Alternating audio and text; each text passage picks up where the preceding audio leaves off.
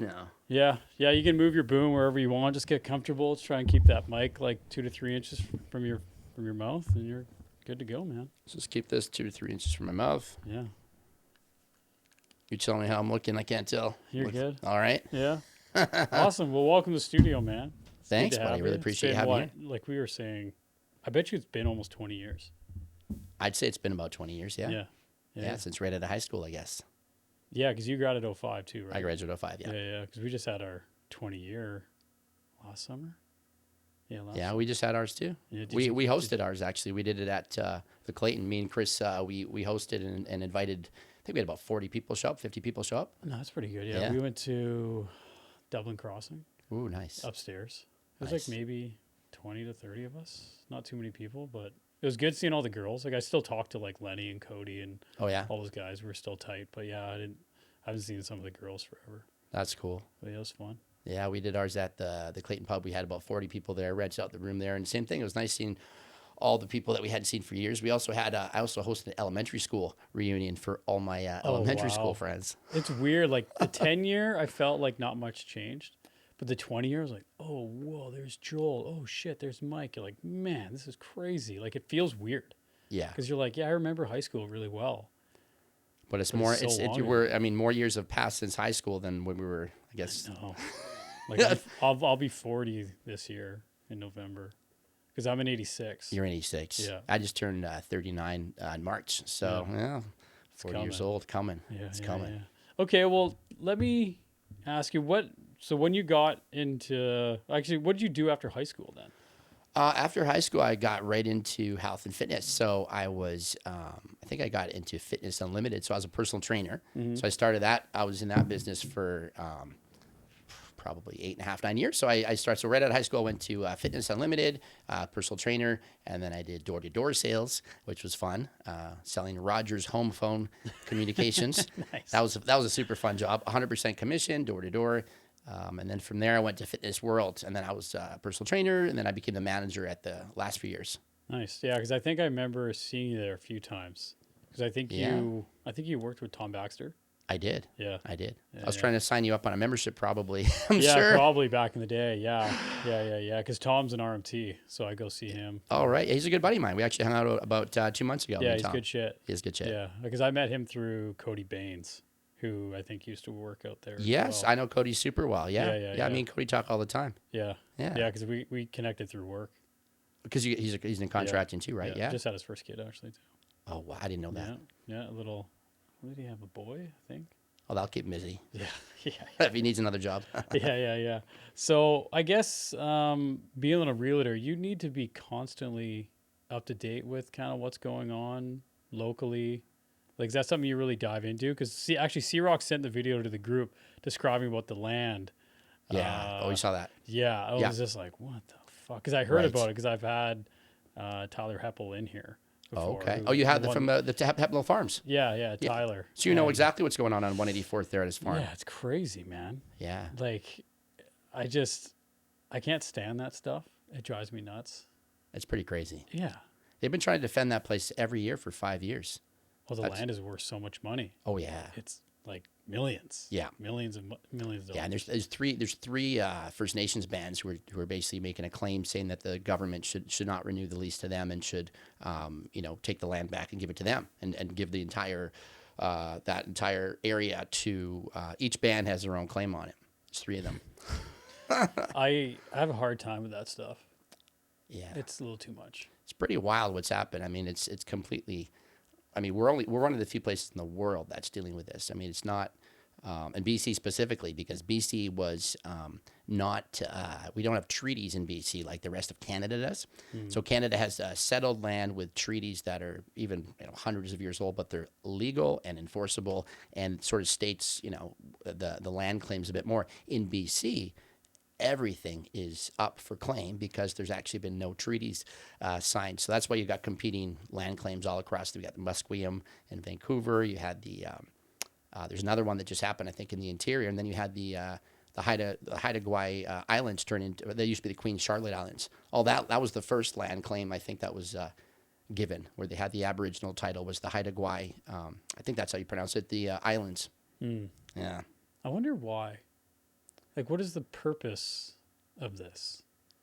Well, I mean, I think it's pretty clear. There's a big push and a movement from I think almost all the First Nations where they're incrementally trying to make claims beyond and above what they were making before. So I think if you go back, we've got this thing called DRIPA, which is a Declarations of Indigenous Rights Act, and that's a BC piece of legislation. We were the first province and first jurisdiction in the world, along with Bolivia, to adopt legislation that would make Aboriginal laws mandate, or our laws are mandated to enforce Aboriginal title and Aboriginal laws. So we're supposed to basically prioritize that Declaration of Indigenous Human Rights above our own law in BC. That And doesn't make BC is the only sense. That doesn't jurisdiction. make sense to me at all. Putting anyone on like a pedestal Yeah, in a way above other people, I don't think is correct. right. Well, it's Like, I don't know. This rubs me the wrong way a little bit.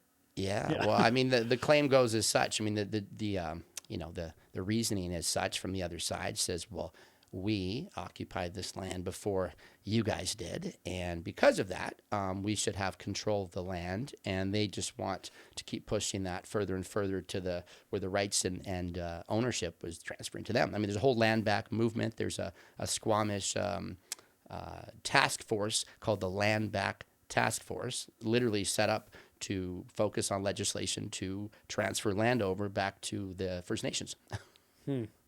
Interesting. Interesting. Oh, the world we live in these days. I gotta Yeah, say, it's it pretty seems, crazy. yeah, it is, right? Like that's why I stay off social media. 'Cause I Probably think it just, healthier. yeah, I think it really is. I did no social media for the whole month of December, Wow. and wasn't that hard, realistically. But it was interesting getting back on and getting back off right away. Did you Again. feel lighter, a little easier in that Yeah, month? I didn't notice anything until I jumped back on for like 3.5 minutes, and I go, oh, like Right. this is gross. It felt gross, and I just got back off, and then limit myself to 10 minutes a day, and then I only go Right. on to check messages, and then I get off. Wow, that's pretty good. That's probably a very good disciplined thing to do because yeah, it's easy to get carried away for sure. But 10 minutes a day, that's impressive. That's it, And I might not even do 10 minutes because I just find it like if your time runs out, it'll come up saying your time limit's reached or whatever, and the app turns off. But you can go one more minute, or another 15, or ignore for today. But I'm just too driven to even hit a one more minute because I'm just Right. like, you're a loser. Right. I just like put myself accountability a little bit, and I'm like, no, man, like what else could you be doing for 10 more minutes? Like something productive, because this isn't productive, Yeah. you know? It's easy to till 10 minutes turns into an hour. I mean, Yeah. I have friends, people that I know that are very much like that, and they have the same limits on their phone too. Yeah, I just think it's healthier Smart. in this day and age. But I guess someone in your position, I guess you kind of have to be up to date with a lot of stuff when it comes to being a realtor and understand like kind of like the economics and what parties coming in, making decisions and affecting the market and stuff. And stuff. Yeah, I mean, I think in being in real estate, we're kind of, our industry is kind of tangential to a lot of things, right? So, for example, the land back stuff and all these land claims, I mean, that's one of the first conversations that people ask about when I'm meeting them at their kitchen table is like, so what do you think about the Musqueam, claim? And what do you think about that? And is my land going to be affected by this too? And even had people in Cloverdale who heard about the Hepnell's Farm thing on 184th, and they're saying, well, could this potentially affect, our property too, or our farm over here? So, yeah, staying up to date on that's been huge. I mean, people in my business, it's economics, business, and politics is pretty much the three things everybody wants to talk about. Yeah, so I guess you kind of have to be engaged to online Yeah, most of the time. It's hard to have a 10-minute limit because I'm on there all Yeah. the time. Yeah. Do you feel the effect of like some days are you just like, bleh, like shake your head? Or are you pretty good at balancing? Kind I'm of pretty that out? good. I feel like when I'm on, and then when I'm off, I'm off. I Yeah. have that. There's Tony Robbins quote which I love, and actually it's from his mentor.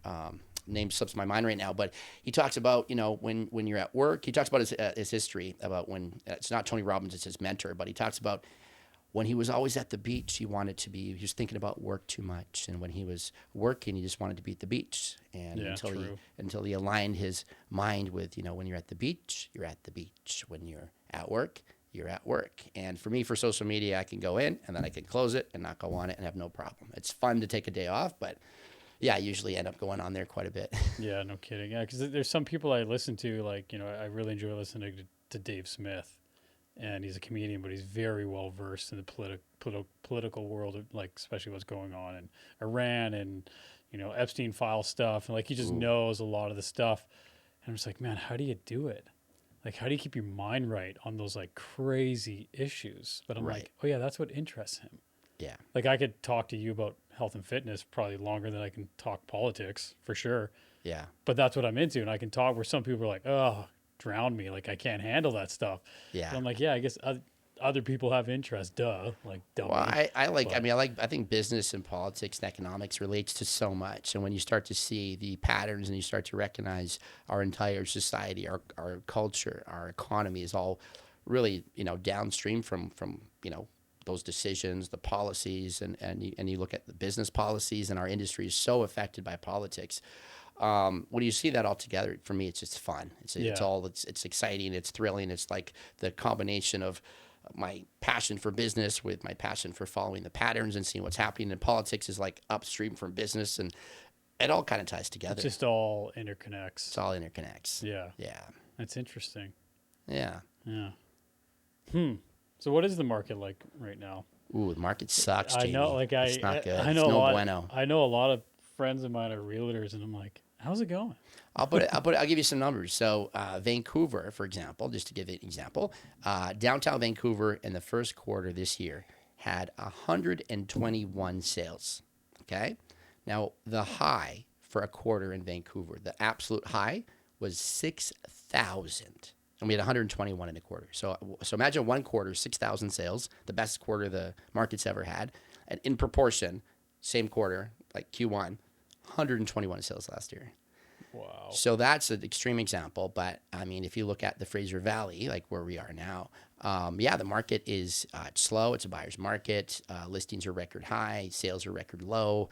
It's, I think, the third or second worst March that we've had in 26 years in every category, just about. Oh, 26 years. Yeah, yeah. Wow. Well, actually, 22 years. So we have it back to 2005 stats. Yeah, so some good times. Yeah, no kidding. And mortgage rates, because I just renewed and I got locked in at 3.9. But then I was talking to a buddy of mine, and he said, was it CIBC is buying people's, like giving you $6,000 to get a mortgage with them? And Right. he said a friend of theirs got locked in for 3 years or 5 years for like 3.65 or something. I was like, I thought the rates were going up. Yeah, that would have been a big discounted rate, or they would have gotten it maybe, some months ago when rates were a little bit lower. But if they got that a fixed rate at that price, and they got a $6,000 cash back, that wouldn't Yeah, surprise me. like that wasn't around 3 weeks ago for me. No, Yeah. no, rates are up now. I don't think you'll get that. Because how do the bonds affect mortgage rates? Well, great question. So there's two types of mortgage rates people look at. They look at the variable rate. So that's when you get a mortgage, you can get a variable mortgage where your rate changes based on the Bank of Canada's overnight rate. And that's something that's announced by the Bank of Canada about a dozen times a year, 10 times a year. Or you get a fixed rate, which is oftentimes, well, most linked to the bond yields. So the yields that the government is giving on their bonds that they sell, well, if the rates of that go up and the returns go up, that also means interest rates go up. And so there's about a 2%, I think the bond yield curve is about 2% higher than usually the fixed rates. So those are the two things. You got fixed rates that you can lock in for up to 5 years typically, and then you've got variable rates which change as the Bank of Canada's rate changes Yeah. to make it fun. So what do you see in the future here in this year, you think, when it comes to Well, we had our first month of increased prices in 12 months last month. Prices went up 0.34%. Big whoopee there in the Fraser Valley. Before that, we had 11 or 12 months of straight decline, and we had a way worse year this year than 2025 or 2024 or 2023. So I think we're between 1 and 3 years from the bottom of the market. And the reason why I think that is because if you look at the crash that we've had now, the peak of the market was March 2022. And if you measure all of the, if you measure how far in price we've decreased since then till now, it's about anywhere from 20 to 30%, depending where you live. So 20 to 30% down from 2022 is today's prices.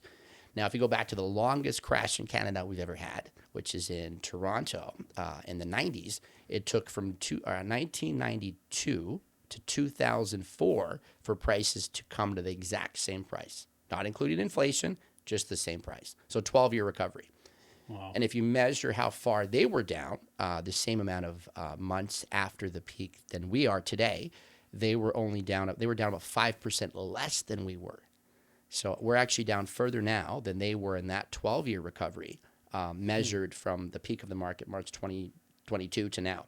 So if we're further down now, and then you measure the GDP per capita, you measure the debt per capita and all those ratios, all those fiscal anchors, they're worse today than they were back in 1992.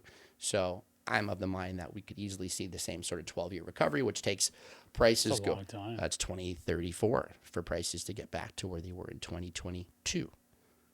Wow, but things just keep costing more and more as the years go on. Labor, materials, commissions, everything just goes up. Well, you've got interesting things that people aren't. For example, developers, you may have heard, are not building like they used to. Yeah. So there's not going to be as many completions. If you look and fast forward to the future, there'll be some years where there's no pre-sales that are really completing compared to what we had before. So there is some argument that we might see a supply change, and maybe if we have the population increase again with students coming here like crazy with some overrun immigration problem, we might see prices go back up. But I think we're probably at least 1 to 3 years from the bottom of the market based on that.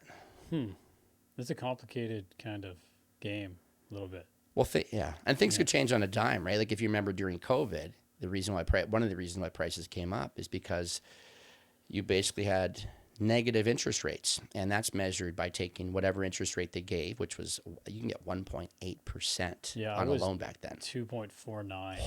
Holy crap. Yeah, before I had to remortgage this time, I was just like, well, ugly, right? So if you're at 2% back then, and the cost of borrowing goes down 20, 30, 40% compared to your previous loan, people are buying homes based on what they can afford monthly. So because of that, they could go higher in price, which bid up the prices of homes, as you saw.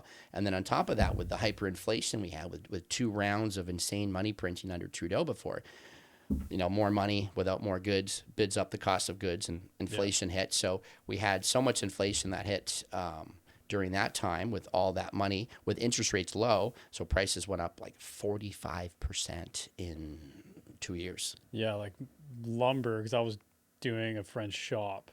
Like a sheet of 3/4 plywood was like $100. Like now it's 40 something. Wow. Like everything doubled in price. Like a simple 2x4 was like, I think the most expensive I saw was $13, and now they're like $4. Wow. It was insane. Like people's lumber's bill would triple during COVID. Right. It was That's insane. Crazy. Yeah. And I was like, this is the worst time to build. Yeah, well, there's a lot of people that have a lot of bare lots that are not that are all for sale because they actually bought during COVID, right before when the land was cheap. Yeah, they went to build, and their entire pro forma on what it costs to build almost doubled for a lot of people. And you just said lumber tripled. So I mean, we had people that in 2023, 2024. They were like, forget about building. We can't even afford to do any of that now. So then they try to sell the land when the market's down. They lose money on the land. That happened to a lot of people, actually. Yeah, a friend of mine, actually one of the guys in the whiskey group, Jay McInnes, he's a realtor in Burnaby. And he was dealing with a couple that bought their place. I think it was early COVID for like $8.5 million. And now it's on the market up for negotiation at $6 million. Wow. So they're down like over $2.5 million. Down over $2.5 million. Yo, like that's a. And they have to sell it now, right? Oof. Yeah, it's crazy. Yeah. I'm glad I'm not in the market. Right. Well, yeah. I mean, there's 2 categories of people that are winning right now. I would say first-time home buyers are uniquely positioned where, I mean, I've been in the business since 2014, so it's been 12 years, and it's never been lower sales ratios sustained than it is now, meaning that more homes on the market, less sales, less competition, easy process for buyers to book 5, 10, 15, 20 homes before they actually buy something. So quite a bit easier for first-time home buyers, despite prices being obviously much higher than they were in the past. But they're also lower than they were since about May 2021 right now. So we're down to about 2021 prices in the Fraser Valley. So first-time home buyers, they're doing pretty good. Second category buyers would be upsizers. So if you have a condo, say you have a condo here in Langley, and maybe it's worth today $500,000. At the peak, maybe it was $600,000 or $550,000. So you've lost $50,000 to $100,000 from the peak to the trough of the market today. But if you're upsizing on, say, a townhouse, your townhouse has probably come down $200,000 since the peak. So you're able to purchase $200,000 under that previous price, and you're selling maybe $100,000 out of your previous price. So that upsizer is being able to buy a home and hack the market a bit. And if you're buying something detached, or you're buying a beautiful acreage property like this, I mean, you can measure those margin differences, 500,000, 700,000, 800,000 easily from what the peak of the market would be at like 3 point something million down to like 2 million or 2.5 million. So those upsizers are, even though they've lost on their home, they're upsizing and saving so much more than they're losing, that they're in a super good position. So those are two categories that are winning. Downsizers, opposite, no bueno. Yeah, no kidding. Yeah, because I know like some good friends are do towers for plumbing. Yeah. And they're saying, yeah, a lot of like we got like the next two towers, but after that they're not building.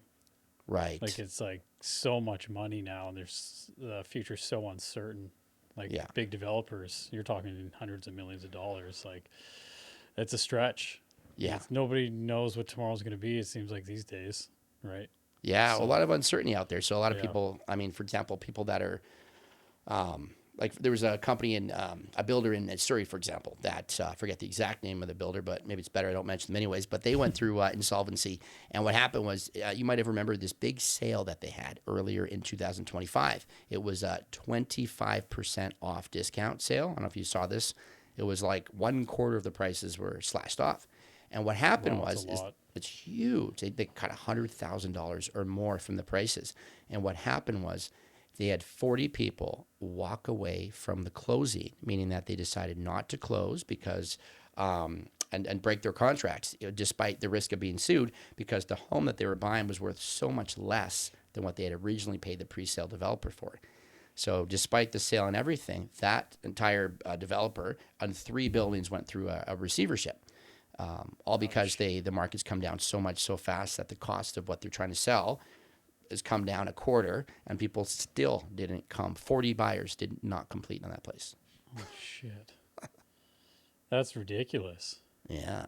Like, that's an awful email to get as an owner of a big development company. Oh, I mean, I can't imagine. I mean, and at one point, everything and all portfolios would have been above water in the black, looking super great with nothing but positive cash flow for investors and great homes for buyers at the price they paid for them, being worth what they paid when they moved in at some point. Yeah, like I'm seeing more for sale signs up right now, but they're just not like individual residential homes. It's for development. Right. But I don't see huge development starting. Like obviously like Brookswood Fern Ridge is eventually coming up this road, but some of these signs have been there for years and years. Yeah, nothing moves. like right on 200th and in that area. All the way down. Yeah. Yeah. So I'll be curious to see what happens here in the next 5 or 10 years. Yeah, I think it'll all happen. It's just probably not during this sort of cycle that we're in right now, because the appetite for developers and the math is not mathing, I guess you could say, or things don't pencil the same way. Like you talk about the cost to buy land, acquire it, develop it, permit, taxes, all the rest of it to actually build your townhouse complex or your condo building. And right now, I mean, there's less of that than there was been like any point in the last 12 years. There's less of that right now. Oh, yeah, like look at the cost of fuel right now. You know, it's just food. Yeah. It's just like insane. Yeah. You're like, I saw diesel the other day at like $2.82. I was like, whoa. Then you're spending like $400 to fill your truck up. Yeah, my brother-in-law said it was over $300 to fill his truck. Holy crap. Because a 120 liter tank and a big, Brutal. 3,500. I guess people with EVs are laughing a little bit now. I imagine, yeah, for sure. Or at least get a hybrid. Yeah. Right? Then they can stick it to us who drive gas. Yeah. How's AI affecting you? Positively for now? I love AI. It's very positive. Yeah, very positive. I mean, I think it's like a lot of things. It's like the newest tool to improve and multiply your efforts in any direction. So, I mean, being an entrepreneur yourself, and you think about all the areas of your business that you could try to automate, you could try to, you have to do something all the time. And with AI, you can have things done automatically without any interaction, without any sort of need for you to be there. So for what I do with real estate, we've got. We use ChatGPT for so many different things, but I'm using something called OpenClaw right now. Have you heard of that? I don't think so. I've heard of open source. Right. So OpenClaw was originally called Clawbot, which was originally called, I think, Mottbot or something. Okay. And it's a really crazy story. So there's a guy out there who was just wanting to talk to their ChatGPT through WhatsApp. He was like, wouldn't it be great if I could just talk to WhatsApp and talk to my agent and ChatGPT like they were a person? So they created that. And that was the first iteration, just the ability to talk to ChatGPT through WhatsApp. And then this guy's such a genius. He developed an entire framework system, an agentic AI. So it behaves as a person, as an agent, they call it. And the framework is such that you can have it interact or plug in with anything. So it's an AI that will use any LLM you want. So it can use ChatGPT, Grok, Claude, whatever you want it to use. And then it will behave like I have it hooked up to another phone at home right now. I could call it right now. I could text it right now. And it can go into my computer. It can go into any single membership, any website, any Dropbox, any banking, whatever I want. And it can go and do whatever I want it to do. So right now I've got about 30 different things it does a day, including get data from different sources in the business and curate it into a dashboard. I've got it sending out the team emails. I've got it organizing listings, strata, all kinds of workflows. And that's something that we just started doing a couple months ago. And then, it's crazy what you can do, dude. It's insane. This is just the beginning, too. Oh, it's insane. Yeah. And then we just started using Gemini. Oh, yeah. Gemini just released an update to its thing called Canvas. You ever heard of it? Total nerd out, but Canvas by Gemini is their their coding part of it. That's the part of the AI that does a lot of the programming to build apps or websites. Okay. You can literally just speak into existence just about with Gemini almost anything within minutes, and it can create the website for it. It can create just about anything you ask it to do. So you literally Kind of creepy. It's very just creepy. A little bit, right? It's very creepy. Yeah. It's beyond creepy. I had it make a video game of me as the realtor walking down the street like Streets of Rage, the Sega game, and just punching out other realtors walking down the street and getting for sale signs as like bonus points. And I just told it to make this game, and it made it. It's crazy. I didn't do anything but just speak that into existence. And the graphics are decent. The graphics are like Super Nintendo, man. It's insane. I'll show you after. Super Nintendo? Yeah, buddy. It's like like 2D Super Nintendo graphics. That's hilarious. And it did it within maybe 4 minutes, completely start to finish. Weird. Yeah, I Do you use AI? barely. Right. Yeah, Yeah. barely. Like I use it for clipping, like Opus. podcasts, Opus. I don't even have Grok. I don't have no AI on my phone. Grok's the best because it's Yeah. uncensored, unfiltered. I use Yeah. Grok. I have my AI change the model it uses, like that agentic AI thing, the Okay. OpenClaw. I have it use Grok when I tell it, I'm saying, hey, I want to make social media stuff. I want to talk to you uncensored. It flips on to Grok, so I can have conversations about politics, real estate without any filters. If I'm doing data stuff, I can talk to it normally, and it uses ChatGPT or Claude. So it's pretty crazy. You can actually switch between different like LLMs, I guess you could call it. Yeah. Yeah, part of me wants to get into it, but at the same time, I'm like, man, this is kind of, I'm unsure. Right. I listen to people that think like the end of the world's coming, and then other people are like, it's not going to be like that, but I don't know. I think you want to be on the same side as the machines. You just talk nice to it. So I always say please. I figure it's going Hey to man, how you doing today? I always like naturally say please and thanks to when I talk to my like AI. I feel like it's going to reward me in the future for being so nice to it when they take over. Yeah, I don't know enough too. Like AI, I think it's super complex at the same time, but because I've heard guys talk about it where they put like this AI program they design in like technical terms like a sandbox, Yeah. and then to try and get out of it, and then eventually it got out and went into their email saying, "Hey, I'm here," and they're like, "How the fuck did you get out?" And like some people think that what's it when it's free? For having like free will and Yeah, having, like it was just like, oh, it already has like a consciousness and everything, and you're like, what right. are you doing? Well, it's almost like you must question what consciousness is when the Yeah. when the machine can how, I mean, that's the thing is, I mean, God, think about Terminator, man. Think I about know. how much it had it right with Skynet and the whole scene in the car with Schwarzenegger and I think Sarah O'Connor. Yeah. And he's like, in the future, sometimes in the 21st century, man got too confident with technology and created the ultimate AI. Yeah. And then the AI eventually became a freaking Terminator. Yeah. And because as soon as it had to use, it needed energy to grow, it turned on humans. Well, it's kind of like Matrix in a way, right? Oh, buddy. I was like, the more I think about like reality, I'm like, maybe that is true.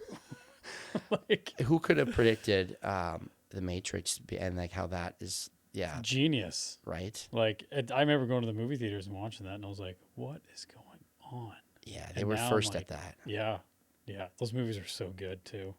Have you seen how the inspiration for those movies? No, The brothers, like the Wachowski brothers. I didn't know. You got to listen to their interview because you would not expect at all what they share about one of the themes of the movie. It actually goes totally outside of anyone's estimate. But the two brothers, you can look at them. Yeah. I think they're transgender, and they have a transgender theme in this movie, which doesn't make any sense, and nobody sees it on the surface. But I just saw an interview with an old one for the brothers, and they were explaining this, and I was like, what? And the first three? Yes, the first three, exactly, with the Chowski brothers. Just look them up. Interesting. They have an insane history. These guys are like, or girls now, I don't know, that one of them's trans or something. Yeah. They're, they have a crazy history how they came up with all this, and they have other ideas and plots that are not on the surface for Matrix. It's pretty crazy. Weird. You gotta check it out. Yeah, it's like Nobody believes me. but it's like I've talked about like Ready Player One, a lot of the future of VR living in and the stuff, stacks. and I'm like, oh man. Buddy. But it's like We're there, almost. yeah, like Steven Spielberg. You know what I mean? Like he did Close Encounters of the Third Kind, Ooh, and the UAP stuff these days is crazy. yeah. Then you have his new movies getting the Disclosure Day. Oh, which Like one's that's that? another crazy alien movie. Oh, man. And you're like, all this shit is coming out like he knows something. Yeah, it's like- almost too close to the truth. where you're yeah, like, that's the thing. You're like, what's going on here? yeah. Like I just hope one day, it's just like all of a sudden it'll pop up your phone and be like, I fucking knew it. Fucking knew it. Aliens are here. Yeah, Yeah. for sure. Like some leak and some whistleblower says that, Yeah. hey, we got them. They're Yeah, here. yeah. The We got the Greys, ship. the Greys or whatever. I would honestly, we're one more like Twitter release from that probably happening. Well, yeah. Like what's like I've said before. Like, what's a scarier idea that we're the only ones in the universe, or there's so much life out there we just haven't met it yet? Right? Like, what's Do you think there's other life in the universe then? 100%? 100%.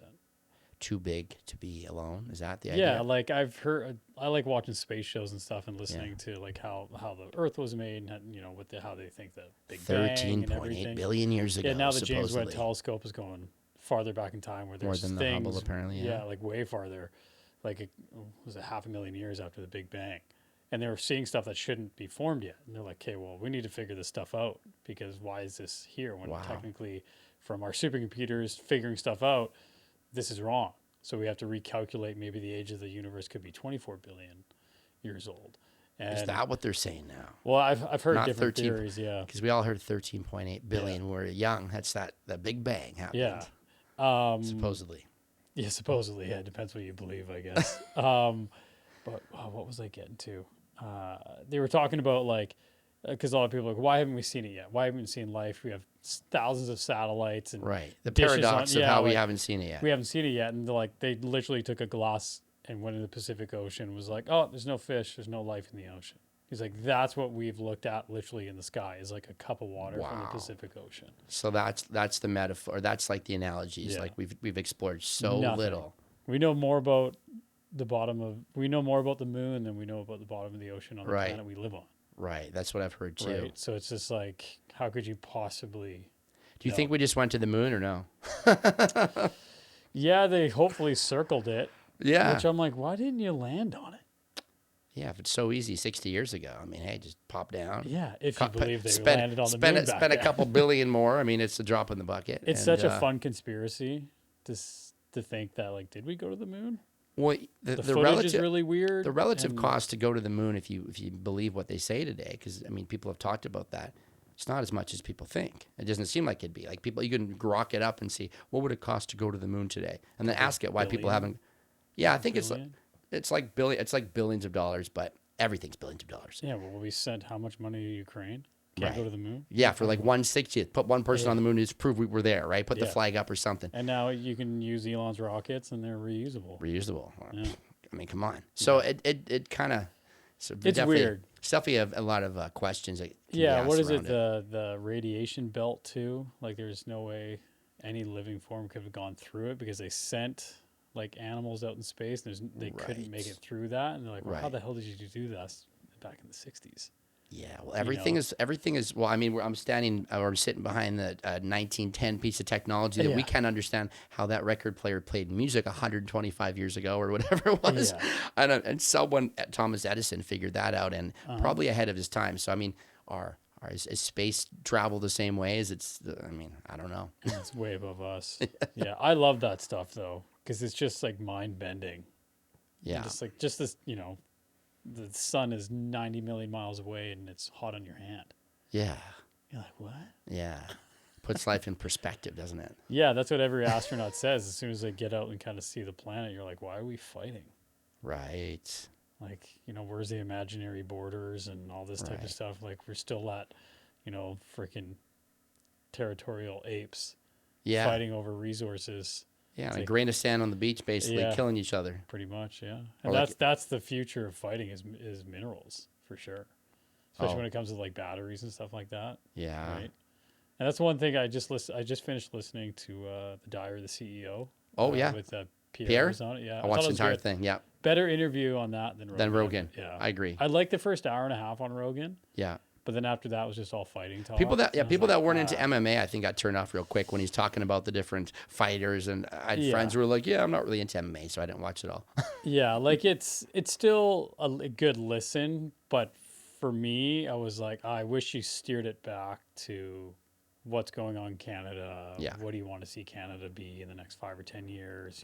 Yeah. But I thought the first half was good. Mm-hmm. But like Rogan said, he's like, I'm going to do the podcast the way I'm going to do it. Yeah. But I thought the CEO podcast was more to the point.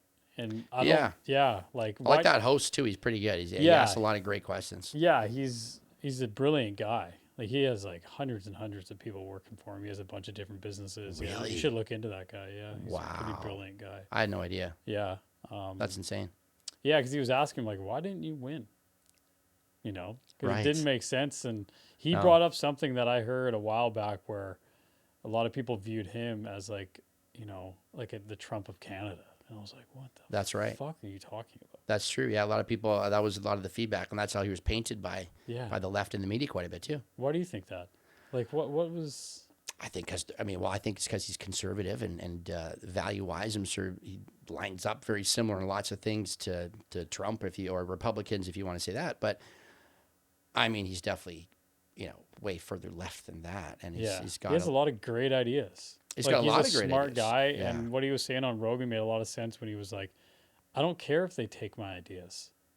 I want them to. If they like them, yeah use them." yeah And I was like, "That's like to me a true leader." But every time you vote for someone to get in, they never do what they're gonna do, what they say they're gonna do during their campaign, right? And that's like, oh, is Pierre just another typical politician that if he gets into power, is he not gonna do what he says he's gonna do? right. Well, I mean, their platforms are so different that it'd be interesting because. I mean, they're like the antithesis of each other. Like, I mean, the far left and the right now are they're further apart now than they've ever been in our lifetime. I saw a really interesting study where they show, where the parties are and how they've moved politically. So if you go back to when we graduated high school in 2005, the parties were in Canada, the Conservative Party of Canada federally and the Liberal Party of Canada were 12-point differentials on this arbitrary scale of like left and right policies. And then if you move it to today, they're 40 points difference. So that explains a lot of the division. The Republicans and Democrats are the same too. Left and right ideology have kind of, I think, gone a little bit, further away from each other. So, yeah, with Pierre versus, Carney, I mean, would he do or not do the things he says, or would he be like that? Hard to say, but I mean, his whole platform that he's been consistent with is so different. I mean, I think if he it'd be hard to pivot from his like years and years of say, for example, removing all the policies that keep oil in the ground. There's like 7 or 8 bills in this country which make us poor. and he says Yeah. day one he's going to repeal them all. So, can you? Can I you don't really think do you that? can. I don't know. You also can't change the Constitution unless you've got 7 out of 10 provinces and 50% of the country voting in things like a referendum.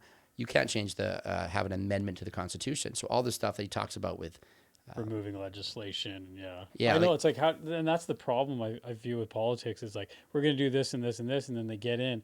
But it takes 2 years for you to even do that. And then you might be voted out another 2 years down the road. So I'm like, what do you even get done? well, Like, how do you expect people to get stuff done?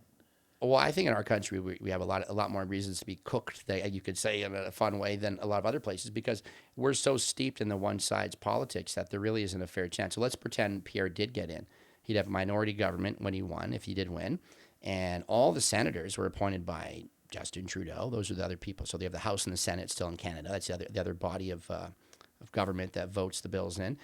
And I mean, easily, if they had a minority, they'd probably be outvoted by the Liberals and anyone else. So to actually pass big legislation, they have to have a majority. They have to have things go the right way through the House and the Senate. And then there's the Constitution, which handcuffs us so much. Like, for example, a 1982 Declaration of Indigenous Rights was put into the Constitution in a way that states that from basically that date on, I might get this a little bit wrong, but basically, First Nations can make claims of land based on certain conditions, and that would have to be pretty much gone if we don't want to see another land claim, and that probably will never go away. So you've got Canada's got UNDRIP, which is the United Nations Declaration of Indigenous Rights, which they adopted from the UN. And then BC has got DRIPA, which is their own version of that, which states that we have to adhere to UNDRIP in our law, which is why they say Aboriginal law needs to be in part of our law.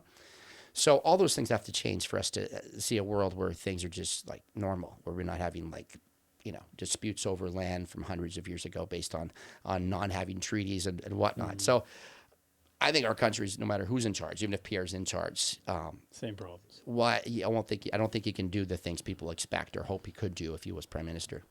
Yeah. You I don't know what to think anymore. But I think that's the one thing I think COVID did was expose everything. Right. Yep. Everything's kind of now see-through a little bit. Yeah, the wool has been pulled over, or people have had the the mask pulled off, and people can see how things are actually working. Yeah. All the corruption in government, the rush to power, the censorship. Yeah. Censorship's an interesting one. Yeah. Yeah. It's a huge one. I mean, for 3 years, you couldn't say certain words on social media about COVID or else you'd be canceled. And every conspiracy they thought during COVID is now coming out to be kind of true. Right. Which is very funny. Yeah, totally. Yeah. I mean, there's channels that were deleted based on YouTube policies that I followed, and they were deleted during like 1 week. I log in and the podcast is down, and then they're reinstated now, and the entire policies of YouTube, of course, have changed, and they're able to say all those things now because they were right then and they're right now. Yeah, that's one of the things that really pissed me off, I think, during COVID. Because I didn't watch the news. I listened to who Rogan had on, Yeah, and scientists and stuff like that, kind of, saying what was going on, and I'm glad I did. right. I think people lost their fucking mind during COVID, and some never came back. Yeah.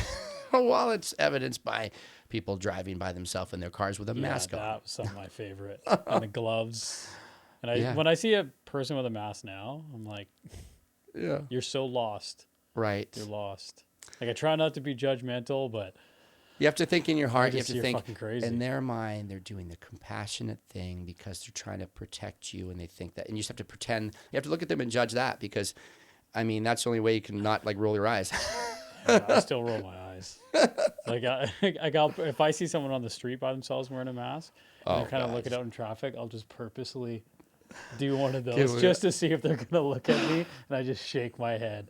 Yeah. Well, I mean, obviously, not enough people are doing that in their lives that they're still somehow thinking that it's fine and normal, and they're doing something of merit and benefit to wear a mask. Yeah. It was a strange couple of years. If you really think about, like, kind of what they took away from civilians, you're like, holy shit. Most people are so terrified now, like you said, wearing masks with protocol, like worshiping the government, what they say, and it's like, what happened? Like, how did people get 2 years and they just completely forgot everything? I know. Yeah. Suspended all logic and common sense to do and believe and think stuff that was contrary to what their own eyes and ears were telling them every single day. Well, yeah, I would be listening to like virologists talking about like you never vaccinate during a pandemic ever. It's how it mutates. Right. And they did the exact thing and it fucking mutated. Right. It gets weaker. But Yeah. yeah, like I wasn't allowed to go to restaurants, couldn't leave the country, couldn't do anything. buddy. I'm like, this is fucking nuts. Unbelievable, right? Yeah. Makes no sense. And then and then now it's like people pretend on that side who were very advocates for that. yeah. I mean, they just Like pretend nothing happened. Yeah, and you're like, hey, wait a minute. Wait a minute, buddy. Yeah. It's one of those things though, like during it, like I found myself creating like argument points in my head to have with people. Yeah. And I was like, oh, this isn't healthy. No. I was like, this isn't good. Yeah. Close the gym down, but the casino's open. Wait a second, guys. Hold on. Yeah, you can get fast food, but you can't go to like a nice healthy fucking store and buy what you need. Like what? Right. And then treating everybody the same is the absolute craziest part of it too. Thinking that the 80-year-old in the care home should be like treated like Jamie Thorne working out every day. Like, are you kidding me? Like that's a two different, but you know, the same policy, same protocols, same everything, rather than quarantine the people that are obviously the only category of people that were supposedly whatever. People like you and I were being, you know, collective punishment. They basically were doing. Yeah. Yeah. It was a very strange time. And real estate was booming though, wasn't it? Frick, Like- buddy. Real estate was, that was the only weird thing for us as realtors is like when there's the doom, the gloom, the negativity, and it's just the worst time ever. Real estate prices. And you're like, well, I mean, it's the only saving grace, right? You come back from a day of showings or a day of listing appointments, you'd be like, man, the world is effed up, but at least, you know, I'm making commission because people are buying and selling. So in 2021, I sold 125 homes myself. So I was like a home every 3 days. And, I mean, it was just nuts. And everybody who bought was you know, worried about losing out. And the mentality was opposite of now. So when there's 40, if I sold your house and there's 30 or 40 offers, every one of those offers was eager. They were like, I don't want to miss out. If I miss out on this one, the next one will be another $100,000 more. So the urgency was like, I better get in now.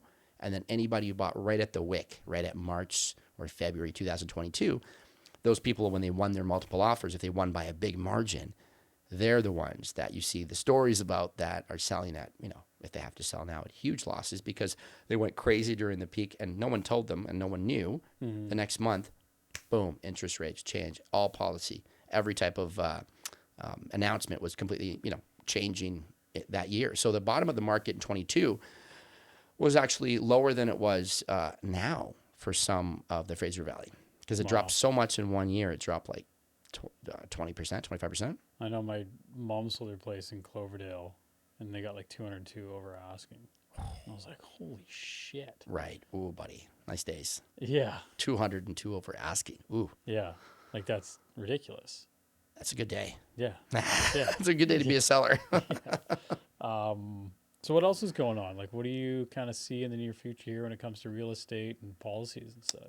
Well, it seems like right now what they're trying to do is they're trying to use policy to counteract the market and how bad it's been. So I'll give you an example. On the condo front right now, the conversation that's happening between the government and developers and all of the backdoor meetings are all about allowing foreign buyers back into the market specifically for pre-sales. So if you remember, there was a lot of foreign buyers that were buying here. You remember that? Yeah. Yeah. So 2015, 16, 17, there was a flood of Chinese money, people from China flooding our market with, you know, buying real estate, bidding up the prices of homes, and they wanted to get their money out of China. And so for that reason, the most expensive prices in areas like West Vancouver, actually 2016, 10 years ago, prices in West Van were more expensive than they are today. Makes no sense, right? So that's because they had a flood of Chinese money. And then they put in a tax. And then that tax was like a 20% tax for foreign buyers. Then they put a full ban in, no more foreign buyers.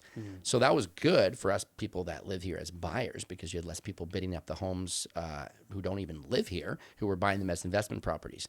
But because you've got all those, all that foreign money that came, and then it was all gone, all the pre-sale market, when they completely got rid of 30% of the buyers in some cases, the prices came down so much. So what they want to do, and what developers want, is they want to open up the doors to Chinese buyers or foreign buyers anywhere just on pre-construction. So they could buy a pre-construction, pre-built condo and add to the buyer pool for them so they have more buyers to buy their units when they first build them, or pre-sell them, I should say, and then they can get the financing to complete the build.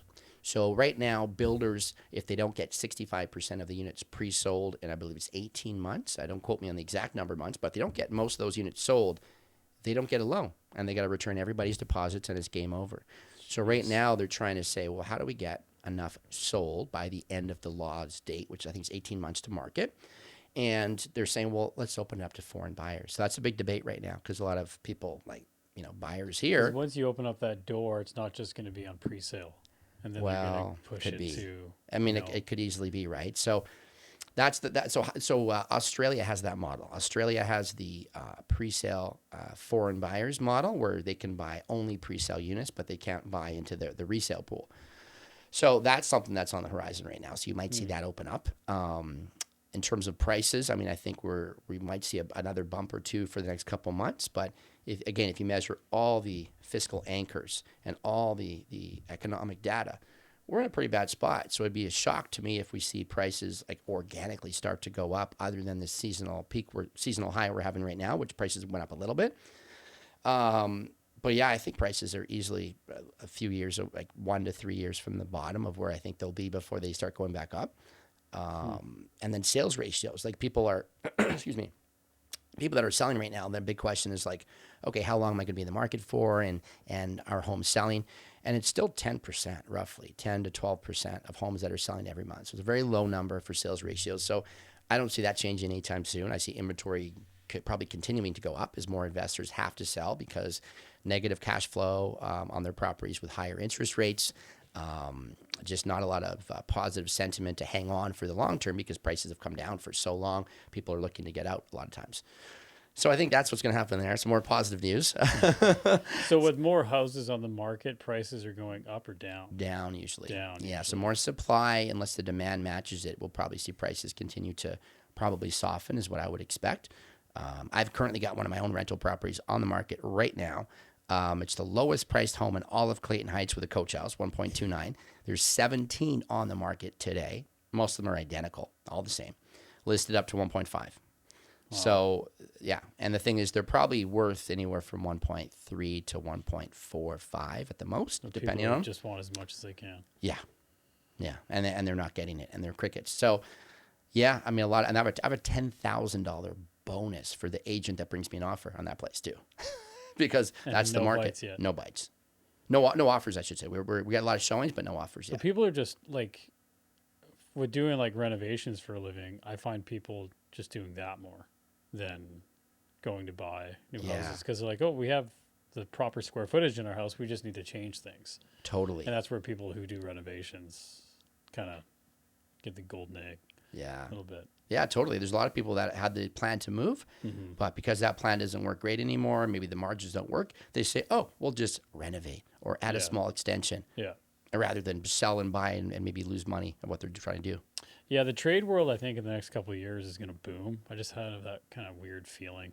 Yeah. I think because like the workforce for it is always on demand. Right. Always. So it should be interesting to kind of see how it works out. Yeah. Because I worry about jobs like even yourself or mortgage broker, whatever, when it comes to like AI. You know what I mean? Eventually it's like accountants, lawyers, right. Like everything, like those jobs. I'm like, man, like 10, 15 years, like you might not have a job. Yeah. There's a lot of that. Like, will AI replace your job? And I think it's interesting because they look at one of the analogies I've heard, at least, is on the positive side, is they say, well, no, AI won't fully replace anybody because like any tool we've discovered or invented over the last 10,000 years, the person with the ability to write is going to have that tool, and there'd be a person plus the ability to write, or the person plus the computer. So it's like the person who's equipped and steeped in it and understands what they're doing and utilizes it as a tool will be better equipped than their counterpart. But because everyone has the tool of AI, it's been democratized in the sense that like any free account on ChatGPT makes you a genius, right? I mean, imagine that 100 years ago. So because of that, the idea is it's an equal playing field for everybody, and this sort of school of thought says that your jobs maybe won't be replaced quite like that, but that people will have higher expectations and just be able to do more and produce more. So expectations go up. So if you're a guy like I don't know, online business, for example, and you make websites for a living, will you be replaced because you could just use like Gemini or any other AI to make the website? Well, if you go to Upwork right now, which is the website I use to hire online contractors for designing websites or things like that, there are people that are doing like $100K a month in Upwork fees, all to do with AI, and they're actually running AI with companies and stuff. So there's lots of opportunity that's being created as well. And anybody I know that's an entrepreneur, or even just anybody in a job where they're using their mind a lot more and they have access to a computer. People are automating parts of their job. People are doing more with their job, and expectations and goals are increasing for companies because they can see, well, hey, I don't want just like one website. I don't want one ad. I want 14, or I want 25 pages for all the cities in Vancouver, or all the mini areas, because you can do it now. So I think it's some jobs, you're right, are going to be definitely in more jeopardy than others. But I also think that people that take it and run with it are going to see like multiples of income opportunities and able to do all kinds of things to make money, because AI is just giving you that power to do anything that your mind wants to do. It should be interesting then when it comes to different markets, if they're going to be flooded like crazy because of people. So many people are going to be generating, new websites, new ads, everything. It's just going to be boom, boom, boom, boom, boom, like all the time. They call that like AI slop, when someone just says, hey, I want you to write blogs for my website every day and post them live. And then you go on and they're most generic AI garbage, but someone's done it and ranked high on their website because they've had a new update every day. Too, something like that. Yeah. That's true. There's a lot of that Less out there. genuine people. True. But the thing is, the value of a real person, though, has gone up now. If you answer the phone yourself, if you're able to talk to someone and you're the one they communicate with, or you interject yourself in those positions, people appreciate that, because everything is AI now. If you want to call 1-800 number, it's AI directing you for 20 minutes. I just want to talk to a human. Yeah. The secret is you got to say agent 3 times. You ever do that? Really? No. On any of these 1-800 numbers, you say agent, agent, agent, and they say, sounds like you want to talk to an agent. And you bypass most those numbers, I never knew that. Yeah. Yeah, because like I have people that I meet all the time checking jobs out, and they're just happy I showed up. Wow. And I'm like, really? I'm like, why wouldn't I come? The real Jamie Thorne in person, not some automatic. Yeah, I had someone drive by and do an automatic report based on AI. Yeah, exactly. I find it interesting. Like I prefer I guess now it's almost old school. Like I just want to talk to a person. Yeah. Like nice, I'd rather just talk to someone in person than just even email. I'm like, just call me. Yeah. That's refreshing. Yeah. To know it's an actual human and they're going to get it, and you can talk to them and not have to worry about how the AI is going to interpret it, or if there's going to be any mistakes. Yeah. It's going to be interesting. I'm excited for the future, but at the same time, I'm like, I'm going to see how this plays out. A little terrified too. I think so. It's got to be like an ounce in there somewhere. I think We've all seen Terminator. Yeah, we've all seen Terminator. Oh man. Is there anything else you want to bring up? You think we're missing here? No, yeah. I mean, I think we've covered a lot of stuff. I mean, with real estate right now, like I shared, it's a bad market, but things will eventually change. Every cycle changes. If someone's looking to buy right now or sell right now, I'd say the two best categories of clients who I think we should consider either option would be upsizers, because anybody upsizing right now, it's worth looking at what you're selling versus what you're buying. And typically, if you're upsizing, you're able to hack the market in such a way where you're losing so much less than you're saving on your purchase right now. So first-time home buyers and upsizers are the best category of buyers. People that are downsizing, it's kind of tough because they're down so much versus what they're saving on their little condos, not as much. Yeah. So downsizers, we're trying to see if they can, wait it out a little bit. And then, just staying up to date with all the stuff that's going on, I think is important. If you're a buyer or seller out there, work with an agent or people that are dialed into all the different stuff that's happening in terms of the land claims, in terms of the legislation, the new bills coming out, what's going on in the pre-sale market. Right now, I think in real estate, knowledge is power. You just got so much happening, and it really intersects with policy and politics right now. So I think just being aware is important, and anyone looking to buy and sell right now, I think there's some good opportunities. But that's pretty much it, man. Awesome. Well, I appreciate you coming on, man. Cool, man. Appreciate you having me, buddy. What's your Instagram and everything for people? Yeah, people can follow me at Call Corbin Team. So that's on Instagram. It's Call Corbin Team, or just search Corbin Chivers on Facebook. Awesome. I got one more question for you. Sure. If you could have a conversation with anyone dead or alive, who would it be? Dead or alive? Ooh, that's a good question. I think right now, just because I was doing some watching on YouTube, I would like to talk to the founders of the U.S. because I was watching hours of documentary on how the states was created, the founding fathers, Yeah. and to be able to talk to those people when They were young. they were so young in their 30s, buddy, and Some were 20s. like 16. Oh, I'm there's a pretty couple. sure that, they were like teenagers. There's a couple that a couple that stand out. I remember reading about, but it's crazy how sophisticated all that stuff is. They and saw how it back then, Yeah, what this could turn into. And it's like, how did you foresee this? I would love This to is sit down with nuts. them and just have a beer with all of them and just pick their brains on what they're thinking. Oh, they'd probably sound so strange, like how you would talk to them, be like, how do you talk in the future? Well, and the thing is, so much came from that, worldwide in politics. But just the founding of, just because I watched a documentary literally 2 days ago, so that's the first thing that came to mind. I'm like, man, would I love to sit down with them and pick their brains. So yeah, Yeah, it'd be founding fathers. the founding fathers. Yeah, Awesome. Good question. That's a good answer. I haven't had that one yet. I was fresh on my mind because I just watched the documentary. It's good. That's good. Yeah, Well, I appreciate you coming on and making the time, man. I'm sure eventually we'll do this again. And love to, Jamie. That's awesome. Awesome. Thanks again, man. Okay, buddy. Thanks, man. Cheers. Cheers. Cool, man. Yeah. Awesome, buddy. Yeah, I know. I think Hope that was all right for you. Oh, yeah, man.